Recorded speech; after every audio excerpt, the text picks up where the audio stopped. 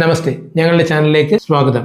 ഇന്ന് ഞാനിവിടെ അവതരിപ്പിക്കാൻ പോകുന്നത് നോൺ റെസിഡന്റ് പേഴ്സണിന്റെ ടാക്സേഷൻ റേറ്റ്സിനെ പറ്റിയിട്ടാണ്. നോൺ റെസിഡന്റ് പേഴ്സൺ എന്ന് പറഞ്ഞാൽ എന്താണ്? ഒരു വ്യക്തി, ഒരു ഇൻഡിവിജ്വൽ, അയാൾ ഇന്ത്യയിലെ ഒരു സിറ്റിസൺ ആയിരിക്കണം, അല്ലെങ്കിൽ ഇന്ത്യയിലെ ഒരു പേഴ്സൺ ഓഫ് ഇന്ത്യൻ ഒറിജിൻ ആയിരിക്കണം. പക്ഷേ അയാൾ നോൺ റെസിഡന്റ് പേഴ്സൺ ആയിരിക്കണം, അയാൾ റെസിഡന്റ് ആയിരിക്കാൻ പാടില്ല. അപ്പോൾ അതായത് 3 കണ്ടീഷനാണ് പറയുന്നത്. അയാൾ റെസിഡന്റ് പേഴ്സൺ ആയിരിക്കാൻ പാടില്ല, അയാൾ ഇന്ത്യയിലെ ഒരു സിറ്റിസൺ ആയിരിക്കണം, പേഴ്സൺ ഓഫ് ഇന്ത്യൻ ഒറിജിൻ ആയിരിക്കണം എന്നാണ് പറയുന്നത്. പേഴ്സൺ ഓഫ് ഇന്ത്യൻ ഒറിജിൻ എന്ന് പറഞ്ഞാൽ അയാളോ അയാളുടെ അച്ഛനമ്മമാരോ അല്ലെങ്കിൽ അയാളുടെ മുത്തച്ഛനോ മുത്തശ്ശിയോ ആരെങ്കിലും ഇന്ത്യയിൽ ജനിച്ചതും വളർന്നതുമായിരിക്കണം. പക്ഷെ അയാൾ പുറത്തിരിക്കുന്ന വ്യക്തിയായിരിക്കണം.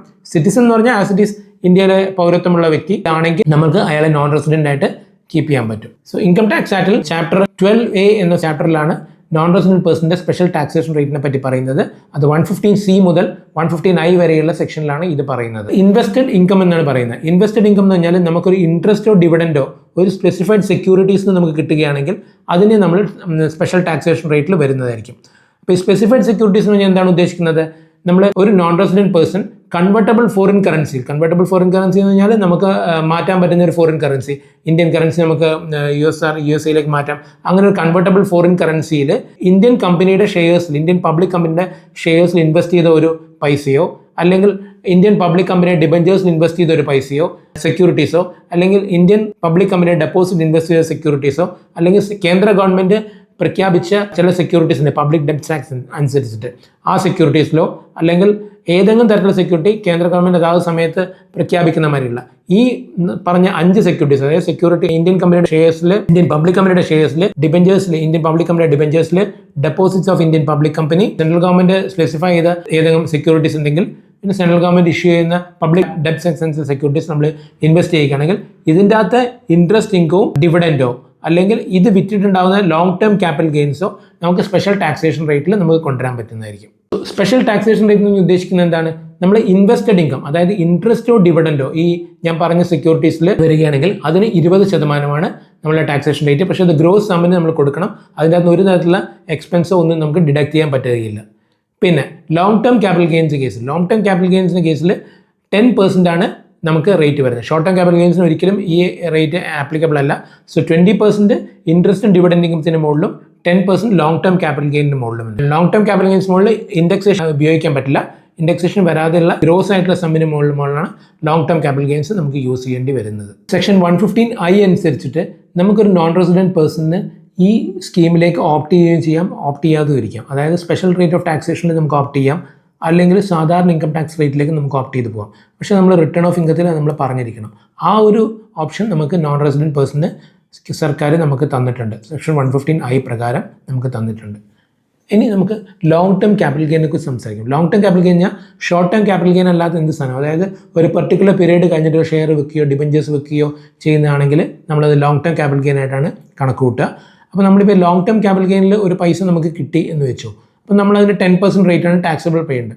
നമുക്കത് ഇല്ലാതെ നമുക്ക് സ്വീകരിക്കാൻ പറ്റും. ഒരു എക്സംഷൻ 115Fൽ നമുക്ക് പറയുന്നുണ്ട്. അതായത് ഈ ലോങ് ടേം ക്യാപിറ്റൽ ഗെയിൻ കിട്ടുന്ന പൈസ നമ്മൾ ഷെയർസ് ഇൻ ഇന്ത്യൻ പബ്ലിക് കമ്പനിയിൽ നമ്മൾ ഇൻവെസ്റ്റ് ചെയ്യുകയാണെങ്കിൽ, നമ്മൾ ഡിബഞ്ചേഴ്സ് ഇൻ ഇന്ത്യൻ പബ്ലിക് കമ്പനിയിൽ ഡെപ്പോസിറ്റ് ചെയ്യുകയാണെങ്കിൽ, ഡെപ്പോസിറ്റ്സ് ഇൻ ഇന്ത്യൻ പബ്ലിക് കമ്പനിയിൽ ഡെപ്പോസിറ്റ് ചെയ്യുകയാണെങ്കിൽ, സെൻട്രൽ ഗവൺമെൻറ് പറഞ്ഞ ഏതെങ്കിലും പബ്ലിക് ഡെപ്റ്റ് സെക്യൂരിറ്റീസ് ഇഷ്യൂ ചെയ്ത പബ്ലിക് ഡെപ്റ്റ് സെക്യൂരിറ്റീസ് ഇൻവെസ്റ്റ് ചെയ്യുക, അല്ലെങ്കിൽ സെൻട്രൽ ഗവൺമെൻറ് പറഞ്ഞ ഏതെങ്കിലും സെക്യൂരിറ്റീസ് നമ്മൾ ഇൻവെസ്റ്റ് ചെയ്യുകയാണെങ്കിൽ, അതും 6 മാസത്തിനുള്ളിൽ നമ്മൾ ഇൻവെസ്റ്റ് ചെയ്യുകയാണെങ്കിൽ നമ്മൾക്ക് ഈ ലോങ് ടേം ക്യാപിറ്റൽ ഗെയിൻ്റെ ടാക്സേഷൻ നമുക്ക് ഒഴിവാക്കാൻ പറ്റും. നമ്മൾ ഈ മുഴുവൻ സംഖ്യ, നമുക്ക് പൈസ സെയിൽ പ്രൊസീഡ്സായി കിട്ടിയ മുഴുവൻ പൈസയും നമ്മൾ ഇൻവെസ്റ്റ് ചെയ്യുകയാണെങ്കിൽ മുഴുവനായിട്ടുള്ള പൈസ നമുക്ക് ഇൻവെസ്റ്റ്മെൻറ്റ് എക്സംഷൻ കിട്ടും.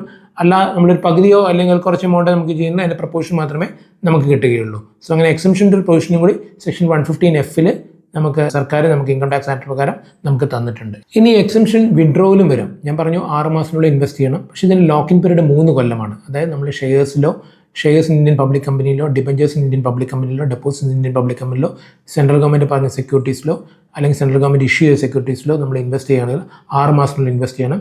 അത് നമ്മൾ 3 കൊല്ലം കീപ്പ് ചെയ്യണം. 3 കൊല്ലത്തിന് മുമ്പായിട്ട് നമ്മളത് വിൽക്കുകയാണെങ്കിൽ, നമ്മൾ ഏത് കൊല്ലമാണോ വിൽക്കുന്നത് ആ കൊല്ലം നമ്മൾ അതിന് വീണ്ടും ടാക്സേഷൻ കൊടുക്കേണ്ടി വരും. അപ്പോൾ ആ ടാക്സേഷൻ നമ്മൾ പേ ചെയ്യേണ്ടി വരും. അപ്പോൾ അതുകൊണ്ട് നമ്മൾ വിൽക്കാതിരിക്കുന്നതായിരിക്കും. ആ 3 കൊല്ലം നമ്മൾ റീറ്റെയിൻ ചെയ്തിരുന്നാൽ മാത്രമേ നമുക്ക് ആ എക്സംഷൻ്റെ ഉപയോഗം നമുക്ക് കിട്ടുകയുള്ളൂ. 115F പ്രകാരം നമുക്ക് എക്സംഷൻ്റെ ഉപയോഗം നമുക്ക് കിട്ടുകയുള്ളൂ. ഇനി ഇൻകം ടാക്സ് ആക്ട് പ്രകാരം ഈ ഒരു നോൺ റെസിഡന്റ് പേഴ്സൺ വേറൊരു കൺട്രിയിലായിരിക്കുമല്ലോ. അപ്പോൾ അയാൾക്ക് ഡബിൾ ടാക്സേഷൻ അവോയ്ഡൻസ് എഗ്രിമെൻറ്റ് നമുക്ക് കിട്ടും. അതായത് ഇന്ത്യയും മറ്റു പല കമ്പനീസുമായിട്ട് ഡബിൾ ടാക്സേഷൻ ഇതുണ്ട്. അതായത് ഒരു എഗ്രിമെൻ്റ് ഉണ്ട്. സപ്പോസ് ഇപ്പോൾ ഒരു UAE ഒരാൾക്കാണെങ്കിൽ അവിടെ ഇൻവെസ്റ്റഡ് ഇൻകത്തിന് ഇവിടെ ഇന്ത്യയിൽ 20% ടാക്സ് ഞാൻ പറഞ്ഞു, അവിടെ 10% മറ്റേ വരുന്നുള്ളൂ. സോ വേണമെങ്കിൽ നമുക്ക് 10% അവിടുത്തെ ടാക്സേഷൻ റേറ്റ് അവിടെ ഓപ്റ്റ് ചെയ്യാം, ഡബിൾ ടാക്സേഷനിൽ ഓപ്റ്റ് ചെയ്യാം, എന്നിട്ട് നമുക്ക് ടാക്സ് റിട്ടേൺ ഫയൽ ചെയ്യാം. ഇവിടെ നമുക്ക് ലോങ് ടേം ക്യാപിറ്റൽ ഗെയിൻ ഉണ്ടെങ്കിൽ അതിന് 10% ഓപ്റ്റ് ചെയ്യാൻ പറ്റും. സോ ഏതാണോ നമ്മളുടെ ബെനിഫിറ്റ്, ഇപ്പം ബെനിഫിറ്റബിൾ ഡബിൾ ടാക്സേഷൻ അവോയ്ഡൻസ് പ്രകാരമാണെങ്കിൽ ആ ടാക്സേഷൻ റേറ്റ് നമുക്ക് എടുക്കാൻ പറ്റും. അല്ലെങ്കിൽ നമുക്ക് ഈ സ്പെഷ്യൽ റേറ്റ് ആണ് ആപ്ലിക്കബിൾ എന്നല്ല ഉപയോഗം വരുന്നതെങ്കിൽ അത് നമുക്ക് ഓപ്റ്റ് ചെയ്യാൻ പറ്റും. അത് നമുക്ക് ഏതാണെന്ന് വെച്ചാൽ നമുക്ക് ഓപ്റ്റ് ചെയ്യാം, നമ്മൾ അതനുസരിച്ച് റിട്ടേണിൽ കാണിച്ചാൽ മതിയാവും. ഇനി ഒരു നോൺ റെസിഡൻറ്റ് പേഴ്സണ് നമുക്ക് ഇൻകം ടാക്സ് റിട്ടേൺ ഫയൽ ചെയ്യാതെയും നമുക്ക് കാര്യങ്ങൾ തീർക്കാൻ പറ്റും. അതെങ്ങനെയാണെന്ന് വെച്ചാൽ നമുക്ക് സെക്ഷൻ 115 പറയുന്നത് ഈ പറയുന്ന ലോങ് ടേം ക്യാപിറ്റൽ ഗെയിനിൽ നമുക്കൊരു വരുമാനം കിട്ടുകയോ അല്ലെങ്കിൽ ഇൻവെസ്റ്റഡ് ഇൻകം, അതായത് ഇൻട്രസ്റ്റോ ഡിവിഡൻറ്റോ നമുക്ക് കിട്ടുകയും ചെയ്യുകയാണെങ്കിൽ അത് തരുന്ന വ്യക്തി നമ്മളുടെ TDS ടാക്സ് ഡിഡക്റ്റഡ് സോഴ്സും കട്ട് ചെയ്യുകയാണെങ്കിൽ നമുക്ക് ഇൻകം ടാക്സ് റിട്ടേൺ ഫയൽ ചെയ്യാണ്ട് ഒപ്പിക്കാൻ പറ്റും. അതായത് നമുക്ക് ഈ പറയുന്ന 2 ഇൻകത്തിനേ പറ്റുള്ളൂ, ഇൻവെസ്റ്റഡ് ഇൻകവും ഇൻട്രസ്റ്റ് ഇൻകവും അതിൻ്റെ TDS കട്ട് ചെയ്യുന്നതാണ്, long term capital gain TDS cut ചെയ്തിട്ടുണ്ടാണ്. അങ്ങനെ നമ്മൾ ചെയ്തിട്ടുണ്ടെങ്കിൽ നമ്മൾ റിട്ടേൺ ഫയൽ ചെയ്യേണ്ട, പക്ഷേ നമ്മൾ ടാക്സ് കൃത്യമായ ടാക്സ് ആയിരിക്കും വന്നിട്ടുണ്ടാവുക, ആ ടാക്സ് നമ്മൾ കൊടുക്കേണ്ടി വരും. പക്ഷേ റിട്ടേൺ നമ്മൾ ഫയൽ ചെയ്യാണ്ട് നമുക്ക് ആ ഒരു ഉപയോഗം നമുക്ക് കീപ്പ് ചെയ്യാൻ പറ്റും സെക്ഷൻ 115I പ്രകാരം. ഇനി നാളെ ഈ വ്യക്തി, അതായത് നോൺ റെസിഡൻറ്റ് പേഴ്സൺ ഇന്ത്യയിലേക്ക് മടങ്ങി വരികയാണെങ്കിൽ, റെസിഡൻസ് സ്റ്റാറ്റസിലേക്ക് വരികയാണെങ്കിൽ, അപ്പോൾ നമ്മൾ ഈ പറയുന്ന ഇൻവെസ്റ്റഡ് ഇൻകമൊക്കെ വീണ്ടും നമ്മൾ ഇന്ത്യയിലെ ഇൻകത്തിൻ്റെ മുകളിൽ അല്ലെങ്കിൽ ഇന്ത്യയിലെ ടാക്സ് റേറ്റ് തന്നെ സ്പെഷ്യൽ റേറ്റ് അല്ലാണ്ടുള്ള ടാക്സ് റേറ്റ് ആപ്ലിക്കബിൾ ആവുകയില്ല എന്നുള്ളതാണ് അടുത്തൊരു സംശയം വരുന്നത്. സോ അങ്ങനെ വരുമ്പോൾ എന്താണെന്ന് വെച്ചാൽ നമ്മൾ സെക്ഷൻ 115H അതായത് നമ്മളൊരു നോൺ റെസിഡൻറ്റ് പേഴ്സൺ ഇന്ത്യയിലേക്ക് മടങ്ങി വരികയും അയാൾ റെസിഡൻറ്റ് ആവുകയും ചെയ്യുകയാണെങ്കിൽ അയാൾക്ക് ഇൻവെസ്റ്റഡ് ഇൻകത്തിൻ്റെ മുകളിൽ, ഇൻവെസ്റ്റഡ് ഇൻകം എന്ന് പറഞ്ഞാൽ ഇൻട്രസ്റ്റോ ഡിവിഡൻറ്റോ വരുന്ന ഡിബഞ്ചേഴ്സിൻ്റെ മുകളിലുള്ള invested debentures, deposits, central government securities അല്ലെങ്കിൽ എനി അതർ സെക്യൂരിറ്റീസ്, ഈ 4 വകഭേദങ്ങളുടെ മുകളിൽ വരുന്ന ഇൻവെസ്റ്റഡ് ഇൻകത്തിന് അയാൾക്ക് അതേ സ്റ്റാറ്റസ് കോഡിൽ തന്നെ നോൺ റെസിഡൻറ്റ് സ്റ്റാറ്റസിൽ തന്നെ മെയിൻറ്റെയിൻ ചെയ്ത് പോകാൻ പറ്റും. കൊല്ലാകൊല്ലങ്ങളിൽ നമുക്ക് മെയിൻറ്റെയിൻ ചെയ്ത് പോകാം. ആ റേറ്റിൽ മാത്രമേ, സ്പെഷ്യൽ റേറ്റിൽ മാത്രമേ നമുക്ക് ടാക്സ് പേ ചെയ്യേണ്ട ആവശ്യമുള്ളൂ. പക്ഷേ നമ്മൾ ഷെയർസിൽ ഇൻവെസ്റ്റ് ചെയ്ത ഇൻവെസ്റ്റഡ് ഇൻകം നമുക്ക് കിട്ടില്ല. അതിന് നമ്മൾ ഇന്ത്യയിലെ റേറ്റ് തന്നെ, സാധാരണ റേറ്റ് തന്നെ കൊടുക്കേണ്ടി വരും. സോ ഡിബഞ്ചേഴ്സിലും ഡെപ്പോസിറ്റ്സിലും ഇൻവെസ്റ്റ് ചെയ്യുന്നതിനാണ് നമുക്ക് ഈ സ്പെഷ്യൽ റേറ്റ് കിട്ടുന്നത്. അത് നമ്മൾ ഇൻകം ടാക്സ് റിട്ടേണിൽ നമ്മൾ അതിനൊരു കോളമുണ്ട്, അവിടെ നമ്മൾ സ്പെഷ്യലായിട്ട് പറയണം. അങ്ങനെയാണെങ്കിൽ നമ്മൾക്ക് ആ കൊല്ലം, ഏത് കൊല്ലമാണോ ഇന്ത്യൻ റെസിഡൻ്റ് ആവുന്നതും പിന്നെ ഫർദറായിട്ട് എത്രയാണോ ഇയർ ഉള്ളത് ആ ഇയറിലൊക്കെ നമുക്ക് ആ ഒരു റെസിഡൻറ്റിൻ്റെ സ്റ്റാറ്റസ് കോ മെയിൻറ്റെയിൻ ചെയ്യാതെ തന്നെ, നോൺ റെസിഡൻറ്റ് സ്റ്റാറ്റസ് കോയിൽ തന്നെ ആ ടാക്സ് റേറ്റിന് നമുക്ക് ആപ്ലിക്കബിൾ ആയിട്ട് കൊണ്ടുപോകാൻ പറ്റും. ഞാൻ പറഞ്ഞു ഈ 4 സ്പെസിഫൈഡ് സെക്യൂരിറ്റീസ് ആണ് ഇത് വരുന്നത്. സ്പെസിഫൈഡ് സെക്യൂരിറ്റീസിലാണ് ഞാൻ പറഞ്ഞ ഷെയർസും നമ്മൾ അതിൻ്റെ അകത്ത് വരുന്നത് shares, debentures, deposits, central government securities, other securities, ഇതെല്ലാം. പക്ഷേ ഇതെല്ലാം നമ്മൾ അക്വയർ ചെയ്യുന്നതെന്ന് വെച്ചാൽ ഫോറിൻ കറൻസിയിൽ മാത്രമേ അക്വയർ ചെയ്യാൻ പറ്റുള്ളൂ. സോ ഫോറിൻ കറൻസി എന്ന് പറഞ്ഞാൽ നമ്മൾ മറ്റൊരു കറൻസിയിൽ, അതായത് മറ്റൊരു കറൻസിയിൽ അക്വയർ ചെയ്തതിന് മാത്രമേ നമുക്ക് ആ ഇൻവെസ്റ്റഡ് ഇൻകം ആയിട്ട് നമുക്ക് കിട്ടുള്ളൂ. സോ ഇത് ഫോറിൻ കറൻസി തന്നെ അക്വയർ ചെയ്യണം. പിന്നെ ഇൻവെസ്റ്റഡ് ഇൻകം എന്ന് പറയുന്നത് ഇൻട്രസ്റ്റും ഡിവിഡൻറ്റും ആണ്. ഇൻട്രസ്റ്റും ഡിവിഡൻറ്റ് ഇതിൻ്റെ അകത്ത് വരുന്നതിന് മാത്രമേ നമുക്കിത് കിട്ടുകയുള്ളൂ. അപ്പോൾ എല്ലാം ഫോറിൻ കറൻസി തന്നെ നമ്മൾ ചെയ്തിരിക്കണം. സപ്പോസ് ഇപ്പോൾ ഫോറിൻ കറൻസി തന്നെ നമ്മൾ ചെയ്യുകയാണെങ്കിൽ നമുക്ക് ഫോറിൻ കറൻസി തന്നെ നമുക്ക് അതിൻ്റെ ഒരു ബെനിഫിറ്റ് നമുക്ക് എടുക്കാൻ പറ്റും. സെക്ഷൻ 48 റൂൾ 115A പ്രകാരം നമുക്ക് ആ ബെനിഫിറ്റ് നമുക്ക് എടുക്കാൻ പറ്റും. ഇപ്പോൾ നമ്മൾ ഡോളറിലാണ് നമുക്ക് വാങ്ങിക്കുന്നത് വെച്ചാൽ $352 വാങ്ങുന്നെങ്കിൽ അതിൻ്റെ കോസ്റ്റ് നമുക്ക് കുറയ്ക്കാം. എത്രയാണോ നമുക്ക് കോസ്റ്റ് നമുക്ക് ആ ഡോളറിൽ തന്നെയുള്ള വിലയിൽ കുറയ്ക്കാം.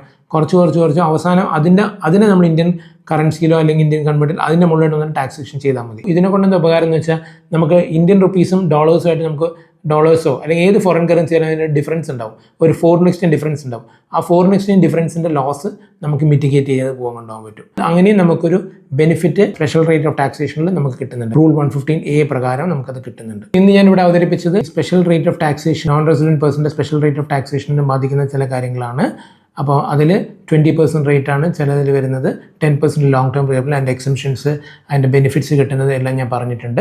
ആ ഒരു ബെനിഫിറ്റ് നോൺ റെസിഡൻറ്റ് പേഴ്സണിന് മാത്രമേ കിട്ടുകയുള്ളൂ, റെസിഡൻറ്റ് പേഴ്സണിന് കിട്ടുകയില്ല. അത് നമുക്ക് ഫോറിൻ കറൻസി ആയിട്ടുള്ള ചില കാര്യങ്ങൾ വാങ്ങുന്നതിന് മാത്രമേ, ഫോറിൻ കറൻസിയിൽ വാങ്ങുന്ന ചില സെക്യൂരിറ്റീസിന് മാത്രമേ ആ ബെനിഫിറ്റ് നമുക്ക് കിട്ടുകയുള്ളൂ. അത് നമുക്ക് വേണമെങ്കിൽ സ്റ്റാറ്റസ് കോ ഇന്ത്യയിലേക്ക് നാളെ റെസിഡൻ്റ് ആയാൽ പോലും നമുക്കത് മാനേജ് ചെയ്ത് കൊണ്ടുപോകാൻ പറ്റും. എൻ്റെ ഈ വീഡിയോ കണ്ടതിൽ എല്ലാവർക്കും നന്ദി. വീഡിയോ നന്നായിട്ടുണ്ടെന്ന് വിചാരിക്കുന്നു. കൂടുതൽ ലൈക്ക് ചെയ്യുക, സബ്സ്ക്രൈബ് ചെയ്യുക, മറ്റ് നിങ്ങളുടെ കുടുംബത്തിലുള്ളവർക്കും ഫ്രണ്ട്സിനും മറ്റും ഷെയർ ചെയ്യുക. കൂടുതൽ വീഡിയോകൾക്കായി കാത്തിരിക്കുക. നന്ദി. രതീഷ്.